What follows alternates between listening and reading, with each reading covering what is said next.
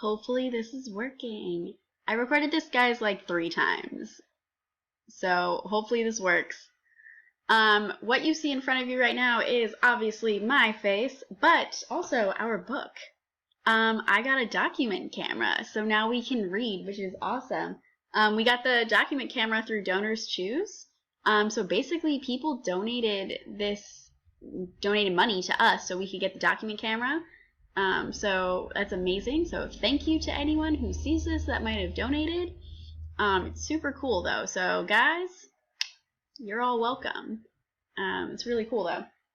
So we are going to quickly try an example of inferring.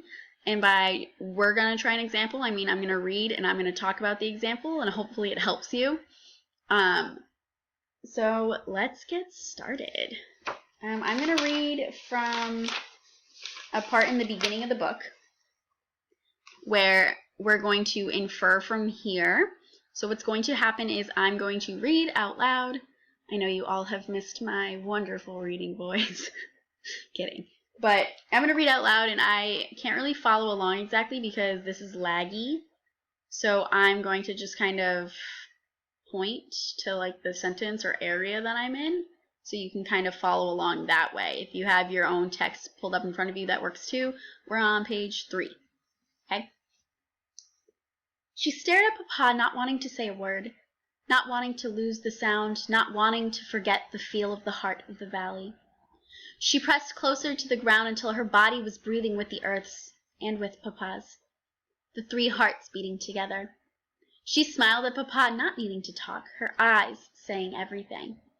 And his smile answered hers, telling her that he knew she had felt it.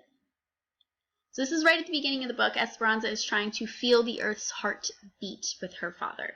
Obviously, the earth does not have an actual heartbeat, right? They're personifying the earth. But this is a really good moment, I think, for Esperanza and her father. So what I can infer from this is that she's smiling. I can infer that this is a happy moment. I know from my own experiences, when I'm smiling, I'm happy, right? And this is something she's doing. So I take what this character is doing. I know I'm using my own background knowledge of my own life and my own experiences. And I'm guessing that Esperanza is feeling happy that this is a good moment for her. Her father is not talking either. He's just kind of looking back at her, and he's smiling too with her, right? They don't need to talk. They can feel each other's happiness.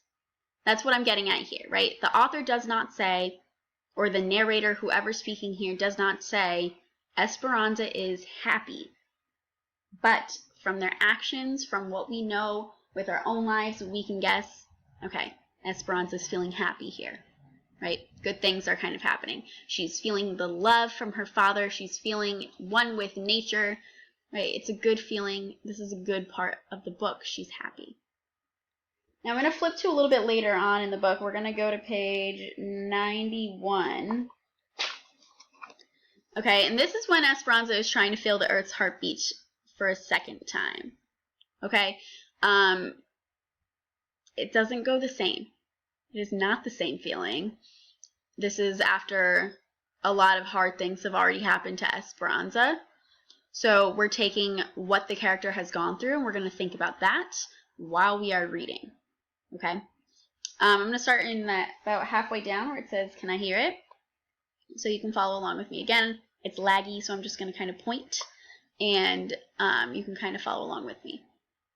"Can I hear it from here, Papa?" She stretched out on her stomach and reached her arms to the side, hugging the earth. She let the stillness settle upon her and listened. She heard nothing. "Be patient," she reminded herself, "and the fruit will fall into your hand." She listened again, but the heartbeat was not there. She tried one more time, desperately wanting to hear it, but there was no reassuring thump repeating itself. No sound of the earth's heartbeat, or Papa's. There was only the prickly sound of dry grass. Determined, Esperanza pressed her ear harder to the ground. "I can't hear it!" She pounded the earth. "Let me hear it!" Tears burst from her eyes as if someone had squeezed an overripe orange. Confusion and uncertainty spilled forth and became an arroyo?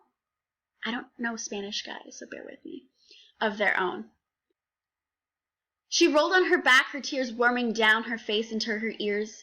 Seeing nothing but the vast sky, dizzying swirls of blue and white, she began to feel as if she were floating and drifting upward. She lifted higher, and part of her liked the sensation, but another part of her felt untethered and frightened. She tried to find the peace in her heart where her life was anchored, but she couldn't. So she closed her eyes and pressed the palms of her hands against the earth, making sure it was there. She felt as if she were falling, careening through the hot air. Her skin perspired, and she felt cold and nauseous. She took short breaths, heaving in and out.